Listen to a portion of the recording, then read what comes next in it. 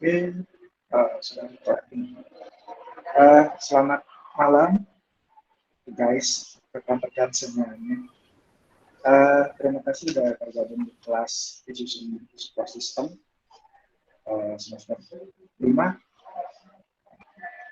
Mungkin ada yang semester sebelum 5. Ada semester 3 enggak? Enggak, ada semester atas. Oke.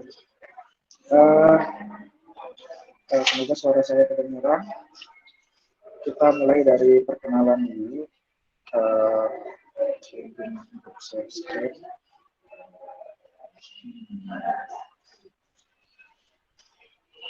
Kita mulai dari sini. Kelihatan slide saya? Kelihatan, Pak. Oke. Yes, Kelihatan, Pak. Kelihatan, Pak. Kelihatan. Jadi kita akan bermain tentang decision support system. Nah, perkenalan sebelumnya saya Sirana Surya aja. Itu MDN sama nomor handphone, email dan alamat saya tinggal di antasirasi sekarang. Terus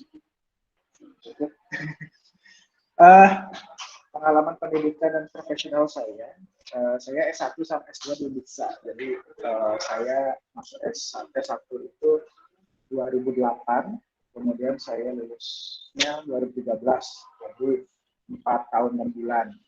Jadi sampai semester 9 baru tamat. Tapi S2 saya 1 tahun 11 bulan. Jadi saya S2 itu di 2016, lulusnya 2018. Gitu. Terus selain saya jadi dosen, saya juga profesional saya ada di BNI. Jadi waktu fresh graduate, saya langsung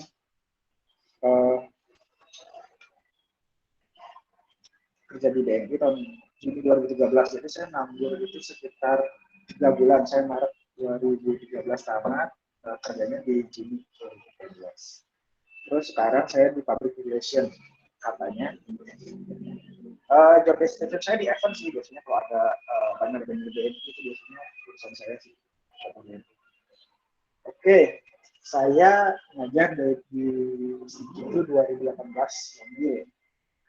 Oke, jadi saya berpengalaman ngajar decision support system, decision teknologi, analisa dan desain sistem informasi A 2019-2020 juga, sama mirip tambahannya ada struktur data, teknik pariwisata, ada audit, ada tata kelola, ada HCI. 2020 juga BSS lagi, IPAR, HCI, analisa proses bisnis. Oke, mungkin yang menarik di sini adalah saya ingin mengedepankan ini.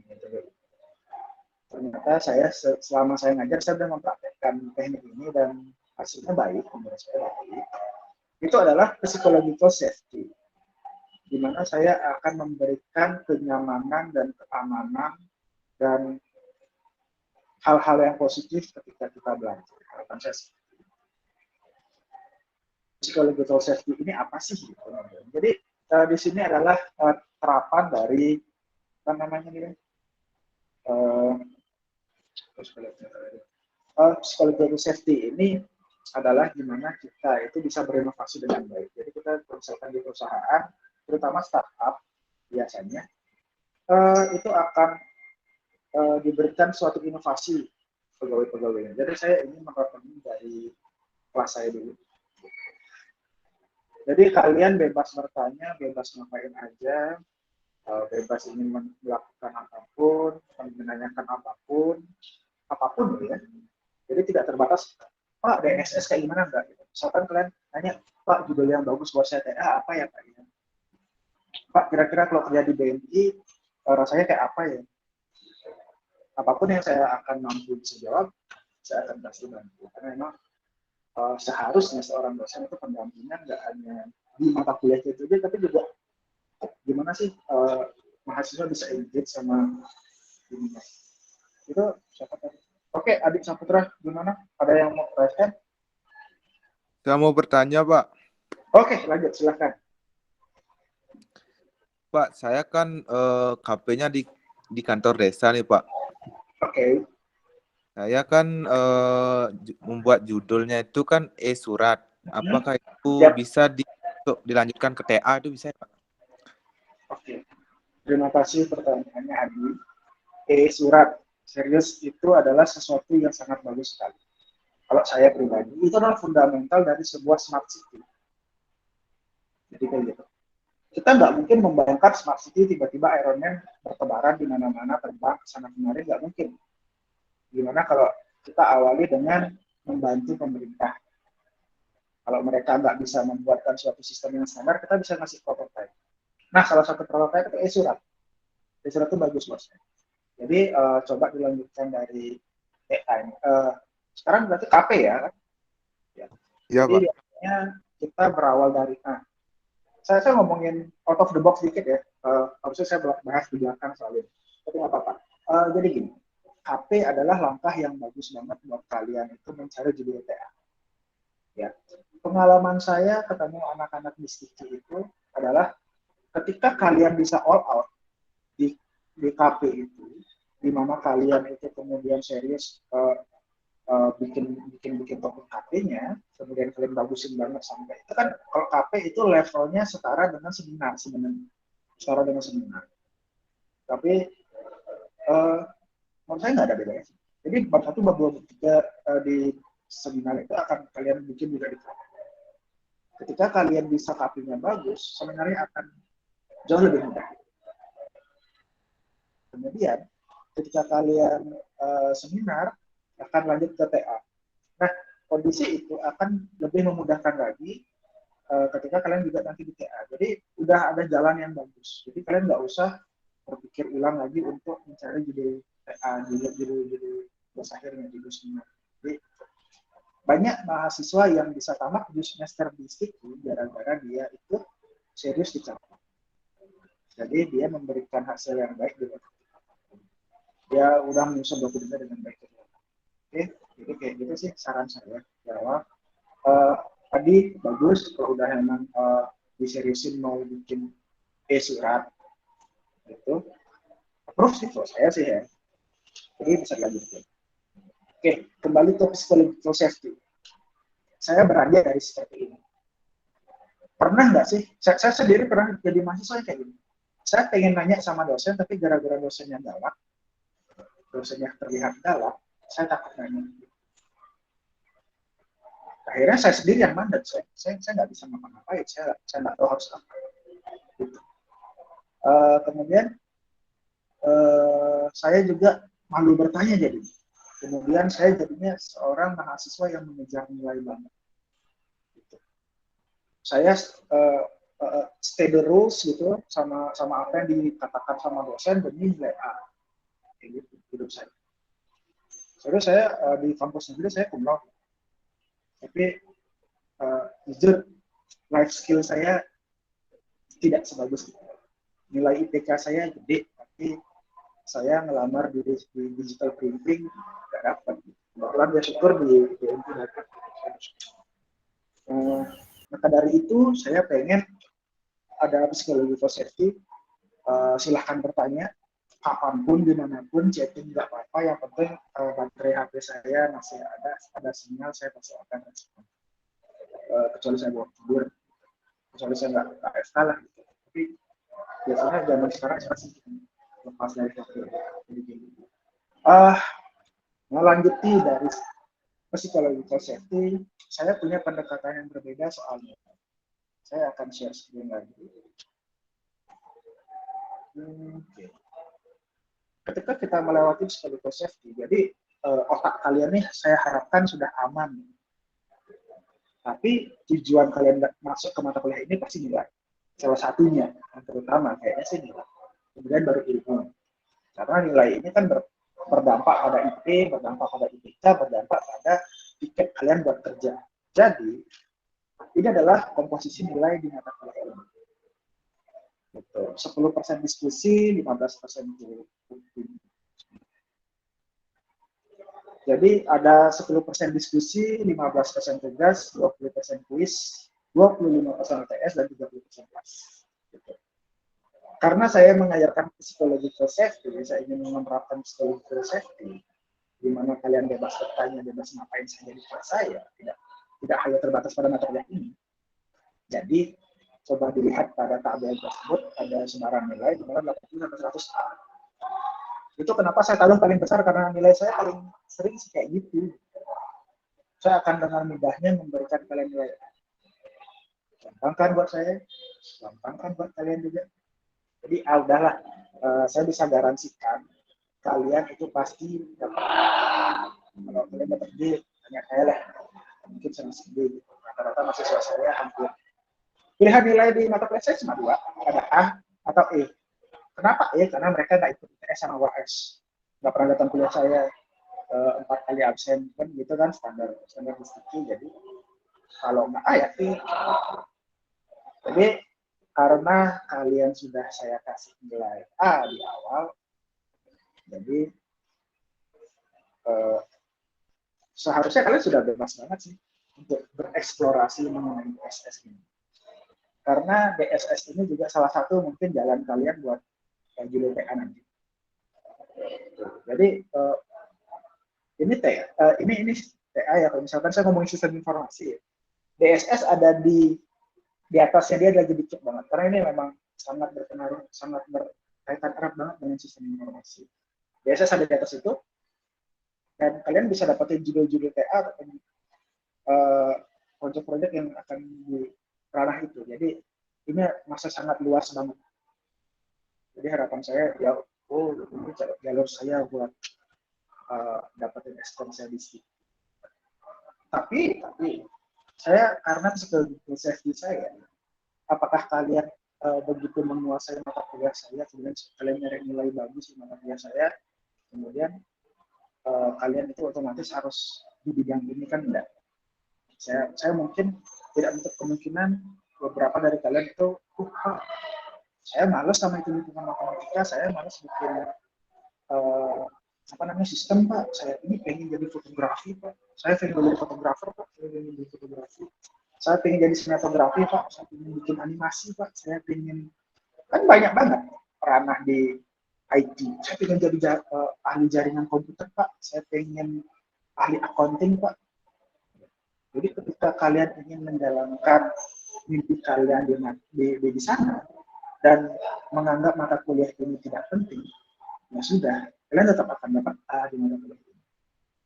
Dan saya tidak akan menutup kemungkinan, Pak saya malas, saya nggak ngerti sama mata kuliah ini, udah gitu, tetap A gitu. Yang penting janji sama saya, ketika kalian lulus nanti jangan nyebut diri kalian anak TI lagi ya. Karena tugas saya anak TI di kantor saya itu kalau nggak jadi kita perintah ya naikin Facebook mantan. Jadi ya sebaiknya sebutlah diri kalian itu sesuatu yang punya label. Pak, saya lulus Eskom, saya adalah seorang fotografer. Pak, saya pengen lulus dari Stiki, saya ingin jadi programmer, saya ingin jadi ahli jaringan, saya adalah animator ya. Gitu harapan saya. Jangan anak IT serendam itu ya. Jangan jadi anak IT yang Oke, saya share screen lagi, kita lanjut mengenai apa yang akan terjadi mata kuliah ini. Setelah nilai dan seharusnya otomatis kalian dapat A di mata kuliah saya, nanti kita akan pada UAS kita akan grup project, gitu. Kemudian kalian itu akan dihitung datangnya itu berdasarkan kuis. Nanti kuisnya di Google Class. Kemudian kehadiran toleransi itu 4 kali, jadi 4 kali maksimal tidak mengerjakan kuis. Kemudian permasalahan apapun, curhat ngapain aja boleh, itu bisa via chat juga boleh. Oke, saya belum ganti ini aja. Decision support system kita akan banyak mempelajari metode sekarang. Kalau misalkan gini kan udah di kampus Merdeka ya. Jadi kita kemarin shifting banyak di metode. Jadi sebelumnya kita terlalu banyak ngomongin teori pada decision support system, manager kayak gimana, manager kayak apa, kok bisa ngomongin keputusan kayak gimana. Kita sekarang setelah kampus Merdeka kita banyak akan ngomongin metode. Misalkan AHP, SOL, WP, gitu. Jadi banyak yang akan kita obrolin di metode. Apa sih metode Pak? Nanti sambil jalan ngobrol. Materi mata kuliah kita yang pertama adalah konsep dasar DSS, komponen, metode DSS. Nah, di situ selesai soal teori, kita akan masuk ke pengenalan metode yang penting di sini. Ada metode WP, ada metode SOW, ada metode AHP, dan metode ANP. Kemudian kita UTS. UTS-nya nanti kita. Kemudian selanjutnya setelah UTS kita akan mengenal lagi metode toksis, elektrik, dan kognitif. Itu juga perhitungan. Kemudian di grup DSS teori, kemudian kita lihatkan metode Borda dan skor. Kemudian kita akan presentasi project mulai di pertemuan 15-16 kita akan presentasi project. Tugas sudah ada di classroom untuk yang pertama, nanti juga pertemuan 3 ada, pertemuan 7 ada, dan pertemuan 15 ada. Pertemuan pertama merangkum dan menentukan konsep DSS, yang pertemuan ketiga merangkum dan menentukan materi dan MCDM, metode WP. Maaf. Ya, siap. Gimana? Mohon kayaknya bisa diulang ya Pak. Tadi yang ini ya topiknya itu Pak. Topik, siap. Terkait dengan topik itu berarti yang ini.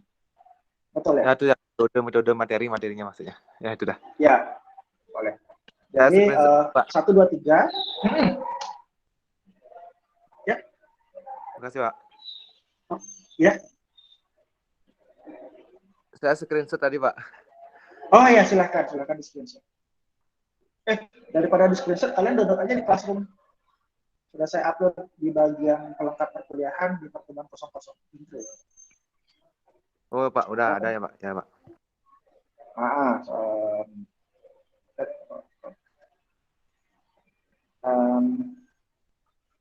Ada di sini, ada di ini.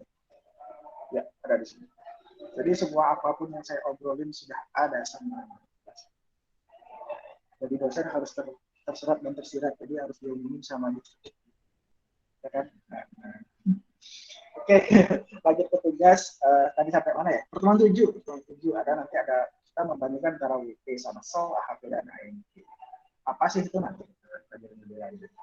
Pertemuan 15 memadukan proses penelusuran alternatif terkait individu dengan metode DSS. Agak sulit, tapi akan saya sesuaikan lagi nanti. Rencananya sih saya ingin kalian bikin proyek. Rencana UTS dan UAS, UTS itu adalah review jurnal dan text-based performance assessment atau ujian tertulis. Itu adalah on project performance assessment, yaitu kalian bikin proyek dalam ini. Habis. Saya selesai. Oke. Sementara seperti itu. Oke, Wawan. WhatsApp dulu. Gimana?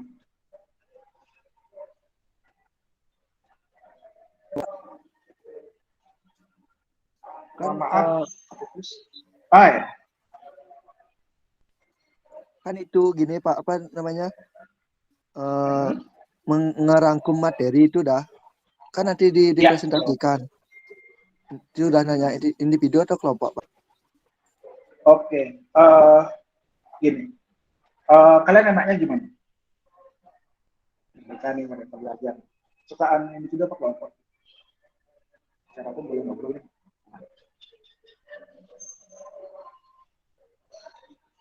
Ada yang pengen kelompok?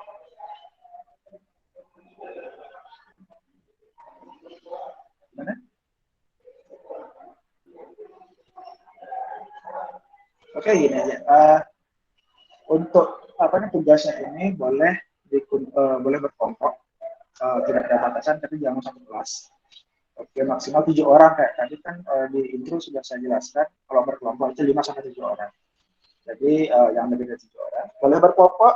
Jadi nanti tugasnya itu kalian buat berkelompok, tapi kumpulnya di classroom itu masing-masing. Jadi misalkan si A sampai si C gitu, A, B, C.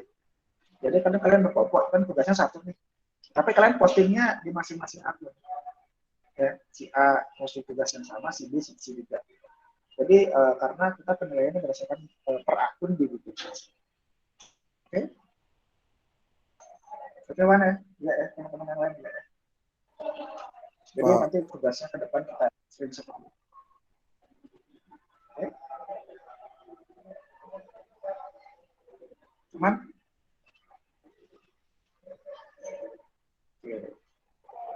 cara seperti itu dulu. Sebenarnya saya ingin sekali melanjutkan mengenai apa yang kita harusnya pelajarin mengenai decision support system. Saya sudah siapkan slide-nya, cuma 52 halaman slide. Terus kalau kalian juga lihat di modulnya juga itu sekitar 40 halaman kan total. Jadi sebenarnya nih gini, apa namanya decision support system itu cukup banyak teori mengenai bagaimana seorang manajer bisa melakukan pengambilan keputusan. Saya nggak pakai slide deh, saya cerita aja sama gini. Decision support system itu adalah sebuah sistem dan dia decision support. Jadi pecahnya di situ, decision support system. Saya lempar tuh sistemnya. Jadi sisanya adalah decision support. Decision support saya pecah juga. Jadi sisanya adalah decision. Apa sih intinya dari sebuah decision support system? Adalah decision. Bagaimana memutuskan sesuatu. Nah, decision support system ini banyak digunakan oleh para manajer pengambil keputusan, stakeholder, pemerintah, atau siapapun juga yang memiliki kuasa terhadap beberapa pilihan. Jadi di awalnya kita mungkin kalau gampang kita memilih dua hal dengan perbandingan yang jelas. Tapi ketika mulai banyak pilihan, kemudian mulai banyak kriteria dan banyak ambiguitas di situ, perlu adanya sebuah perhitungan. Awalnya perhitungan dulu, belum sistem dulu, sistem decision support. Jadi ada hal yang membantu, jadi bisa pakai spreadsheet. Jadi sebenarnya decision support system adalah kalian bisa lulus TA tanpa bikin program sebenarnya. Tapi karena kalian itu adalah praktisi, jadi seharusnya kalian. Kemudian decision support-nya muncul perhitungan, decision support system-nya muncul sebuah aplikasi yang bisa mendukung manajer-manajer ini, pengambil keputusan ini untuk mendapat pengambil keputusan. Gampangnya adalah mereka memiliki cara untuk memberikan rekomendasi. Nah, oke. Gimana caranya kita memilih antara A, B, dan C adalah yang paling baik untuk kita adalah yang memiliki hal terbaik yang kita punya. Gimana caranya kita dapat memilih hal yang terbaik adalah gampangnya adalah mengurutkan. Jadi decision support system ini salah satu goalnya adalah mengurutkan suatu keputusan. Ranking 1, ranking 2, ranking 3. Kalian pasti akan lebih banyak banget ketika kalian googling sistem pendukung keputusan pemilihan apa. Pemilihan beasiswa, pemilihan HP, pemilihan mobil, pemilihan motor, pemilihan karyawan terbaik, pemilihan apapun. Dan ujung-ujungnya adalah suatu pemilihan. Jadi kurang lebih decision support system. Oke. Kita ada waktu lagi 3 menit. Oke. Saya ingin open discussion. Kira-kira ada yang ingin ditanyakan mengenai konsep belajar dulu.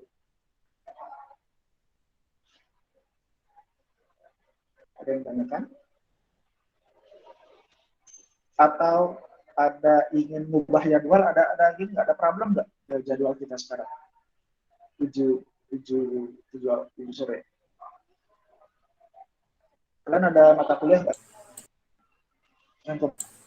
Kalau saya tidak, Pak. Aman, Pak.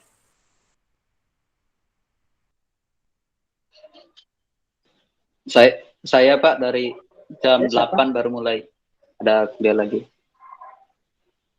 Saya Pak. Jam 8. Ya, jam 8 Pak. Oke. Jam 7 ada masalah nggak? Jam 7. Sementara ini. Kelas ini ada. Ya, jam 7 nggak masalah Pak. Jam 7 untuk Rizka ini nggak masalah. Yang lain aman? Aman, Pak. Aman, Pak. Aman, Pak. Aman, Pak. Aman, Pak. Aman, Pak. Aman. Ya, oke, kalau gitu kita akan selanjutnya akan ketemu di jam ini. Aman, Pak. Kita akan ketemu di jam ini. Kalau misalkan ada sesuatu yang lain hal yang saya nggak bisa ketemu, saya akan umumkan. Tapi materi akan selalu saya post, materi dan slide selalu saya harapkan saya bisa post di hari Selasa. Kemudian tugas ataupun quiz itu ada di hari Rabu ini. Kemudian deadline quiz Itu cuma 5 soal aja, gampang banget. Dan itu kalian bisa kerjain sampai jam 12 nanti sih. Oke.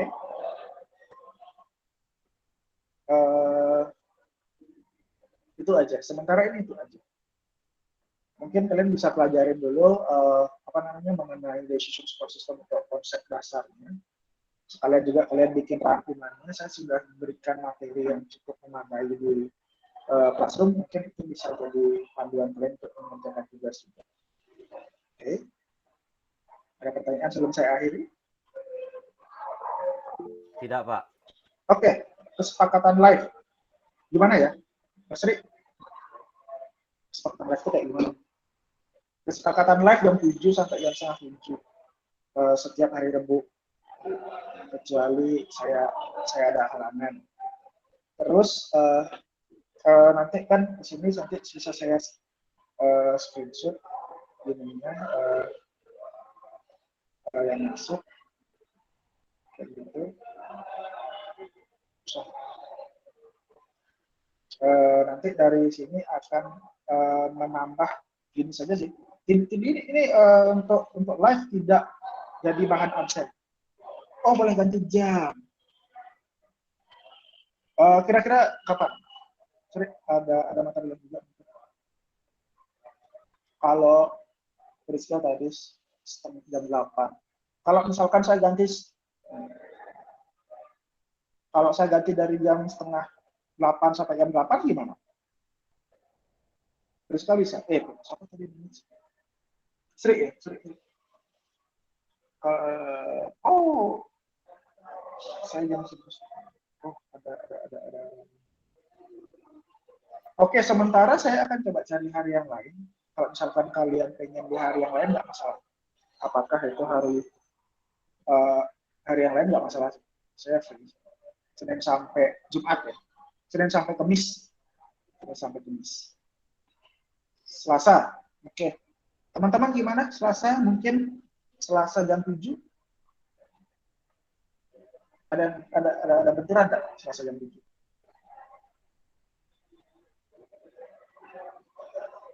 Oke, gini aja. Untuk mempersingkat waktu nanti mungkin kita di grup aja ya. Kita chat di grup aja nanti kesepakatan seperti apa. Oke. Untuk masalah hari skip dulu. Terus masalah kehadiran Meet tidak mempengaruhi absensi tapi menambah nilai dari keaktifan. Juga menambah sharing sih sebenarnya.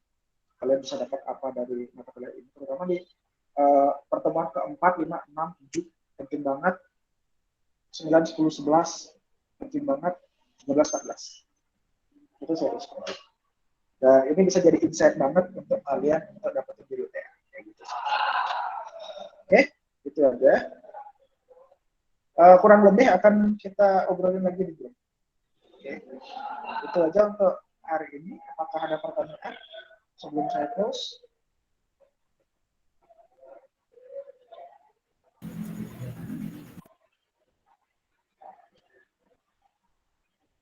Aman?